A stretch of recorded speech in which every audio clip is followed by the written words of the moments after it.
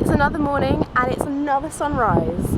I think I can be proud of myself for this. The sky, maybe half an hour ago, was just on fire. Today is another day of travelling. I'm going from Byron Bay to Coolangatta and then to Brisbane this evening. But as we've already established, I'm not very good at making travel videos, so I thought that I'm just going to talk about what I've done in Byron and what I made of it.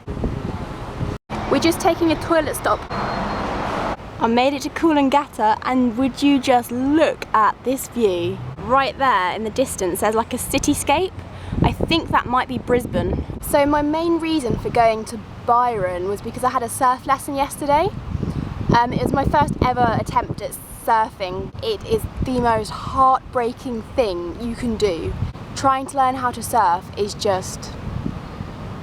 it's one of these things that takes so much practice because it's so hard. I had such a good time and I overcame my fear of seawater and getting salt in my eyes. You've got to drag your surfboard and these things are massive, huge, heavy lumps of... I'm not sure what they're made out of.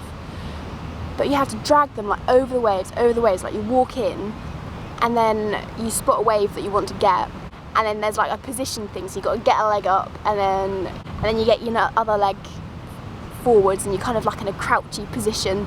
Yeah, but I didn't really make it to that position. Well, I actually did. I stood up a couple of times for like maybe half a second when I was by myself, but it was exhausting. I'm so glad I only picked a half-a-day lesson.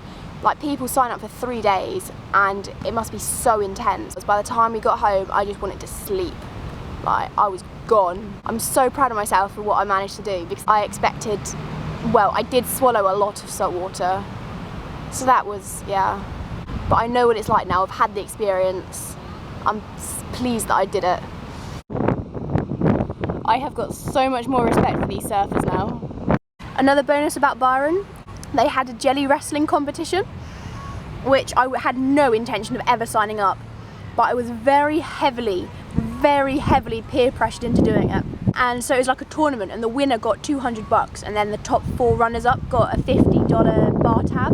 Oh, I wasn't looking forward to, well, I kind of was looking forward to it, I admit, but I don't know, I'd built myself up to it by the time it got to that point.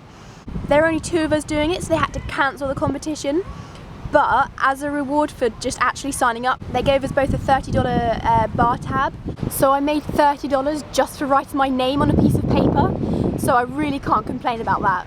Every place that I visit in Australia, I'm just like, oh my goodness, this is the most amazing thing in the world. I can't believe how amazingly beautiful this is. I want to stay here forever. And then I'm always so upset when I have to leave a place. And then I just get to the next place and exactly the same happens again. It wasn't as touristy as I thought it would be.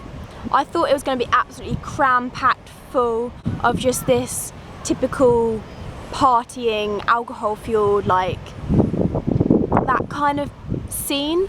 And it wasn't really like that at all. They're all just kind of chilled back and relaxed. And you just got like a really good feel for the place, like a really good vibe from it. It felt just really positive. It was a really lovely place to be. There was also a place which sold bamboo clothing. And so I bought a bamboo sports bra. I did laundry and I accidentally left my old sports bra back in Coffs Harbour. So that was a bonus too. I'm so pleased that I went to Byron Bay. It's another place ticked off the list and I did really enjoy it. Now I just need to wait for the next bus to Brisbane. That looks like my bus is arriving now.